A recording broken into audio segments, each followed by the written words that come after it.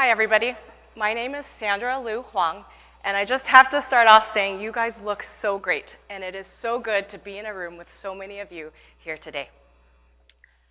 Today, I'm going to talk about product managers as multipliers. I'll give it a second to catch up. Unlike engineering and other functions, we are often leveraged from day one. By definition, our role is to help others build valuable products. So when we are at our best, our teams can be at their best, and our results can show it. I'm going to keep going without the slides. So I have a simple framework, which you can't see, but basically imagine an addition sign. We'll jump forward.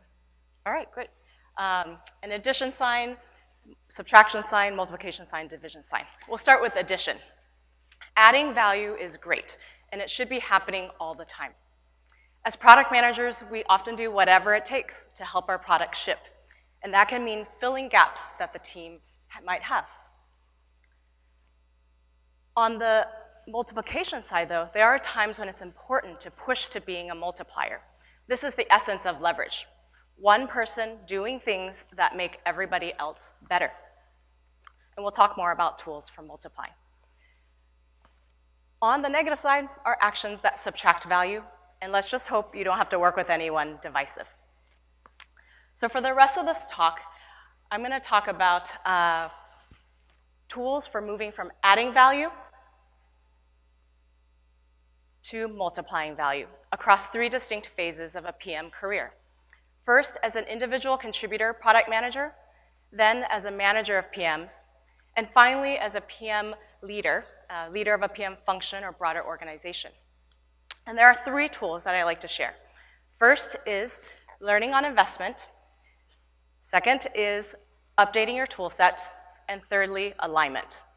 I hope that each of these tools will make intellectual sense and resonate, but I also want to share that the journey of applying them to real problems, real products, can be a little messy, and there's a lot of opportunity to learn along the way.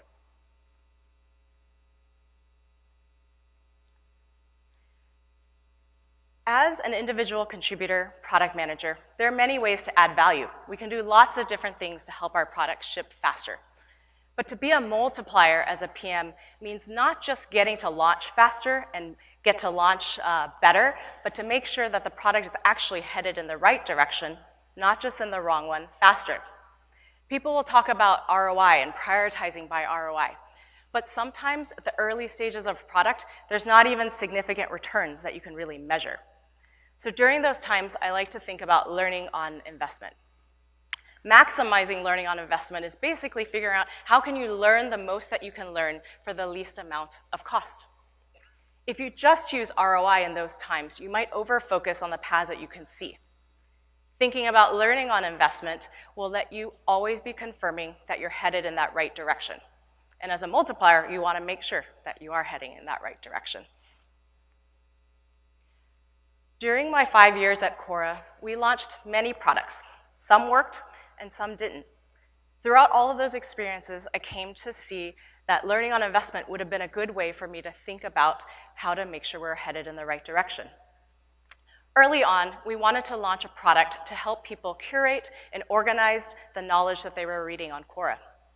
So we made really significant overhauls in our system architecture to support this new product. At that time in my career, I felt like my job was to make sure that the product shipped quickly. And I was pretty good at that.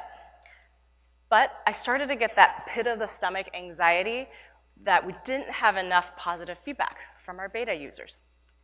But at that point, I just felt like there was too much momentum and too little time for me to pull the emergency brake. I didn't have a framework, and I didn't have the courage to say, hey, maybe we shouldn't launch this yet. We shipped the product, and eventually we moved away from it, but the code lived on for many years. Had I thought about learning investment then, I think I would have done more to push to validate the product more cheaply, or to run a longer beta so that we could learn more. Later, when we launched digest emails, we dealt with ambiguity and unknowns much better. We didn't build a whole machine learning ranking system from day one. The early versions included manual input. Every week, I would be the one who would just pick interesting stories that would go out. And through that, we could test and make sure that the channel was even promising for us before investing a lot in building it out. So, learning on investment, a framework for individual contributor product managers to always be confirming that you're moving in the right direction, not just faster in the wrong one. So on to the second phase.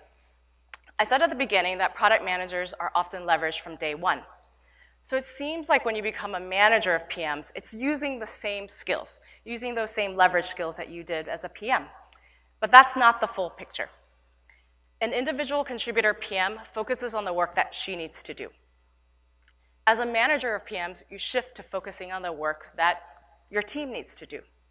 But to really be a multiplier as a manager of PMs, you actually have to shift to enabling your team to figure out themselves the work that needs to be done.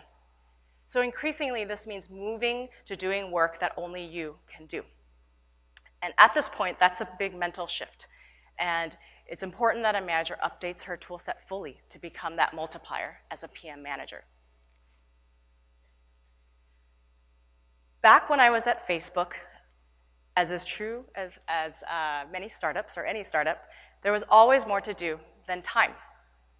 This is F8, our developer conference back in 2010, when we were launching the like button on sites all over the web. I'm running the launch room behind one of those black curtains at the time. We got everything out the door, but I felt like I was being stretched thinner and thinner. Even though I managed a team, I felt like I was patching all the holes of a leaky bucket by myself. And what I should have been doing instead was leading my team to help me more. So when I got to Quora, I knew viscerally that I had to build a strong team. But it turns out hiring from scratch is not that easy. On any given day, I could do things to help the team counting on me. Or I could do things to try to hire these abstract PMs for some point in the far future. And so for months, I just couldn't make any progress on hiring. What I realized through that time was that I was going to have to drop some balls. I was going to have to let some things go in order to make time to focus on hiring. During that time, I eventually figured out, okay, I just have to PM the hiring funnel and just break down all the pieces into actionable steps. But the most important part of learning for me during that time was to actually let go and drop some of those balls. And here's a picture of the PM team then, a few years later, in an offsite. That offsite happened to be flying trapeze, which is kind of scary. But I have to say honestly that that had nothing on how bad it felt and how scary it felt to actually drop balls. Because up until that point, not dropping balls, not letting people down was part of how I got to where I had gotten. And so actually dropping balls was my chance to actually multiply and become fully the PM manager that I needed to be. So the last phase is as a leader of a PM function or broader organization. The opportunity at that point isn't just to make sure that products and people are multiplying, but in making sure that everyone's multiplying in shared directions. The job is to make sure that everyone's efforts are compounding upon one another. Alignment is the way that I think about that, and that's across the full stack of what an organization is and does, from practices and the goals it's setting to deeply held assumptions and traditions of the organization. But the most important source of alignment is across the multipliers of an organization, people like its product managers and other leaders. Today, I work at the Chan Zuckerberg Initiative, a new type of philanthropic organization. Our goals include to cure, prevent, or manage all disease in our lifetime, and to help every child reach their full learning potential and have a real shot at success at life. You know, really run-of-the-mill, no sweat kind of stuff. Over the past year, we've assembled an incredible interdisciplinary team of experts from technology, from science, education, and advocacy. Working in a place that's this diverse in disciplines is really interesting. Every day I have to dig deeper to understand what are those assumptions and traditions, leanings that each domain brings to the table. For example, the idea of measurement can trigger concern for some educators that there might be an over-focus on test scores as an ends, not just as a means. For some scientists, setting goals at all can sort of feel counter to the process of discovery. Many of us have probably been in meetings where an engineer and a designer think they're on the same page. Yeah, okay, you've been there too. But we have the context to realize that's not the case. They're not 100% aligned. So despite harmony on the surface, we dig deeper and deeper to figure out what the gaps are that remain and get everyone to a stronger place of alignment. That's much of what I do at CZI today. And I'm doing it across the leaders of the organization because we're really new and we have lots of different disciplines. I have to traverse those different cultures and sometimes even language to help figure out what people's contexts are and how to weave them closer together. So we are still super early, but I'm really confident though that the work we put in now to weave together our interdisciplinary team well will help multiply the impact that CZI can have in the long term.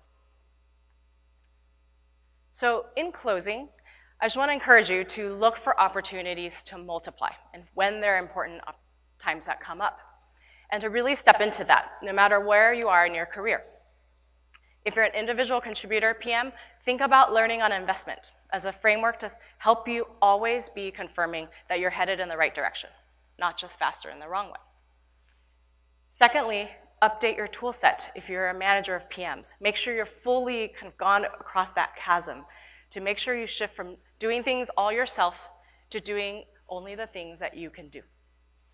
And finally, as a leader of a PM function or broader organization, think about alignment, and especially the alignment of the multipliers in your organization, to make sure that everyone's not just going in great different directions, but in great shared directions. So with that, thank you for listening to my experience.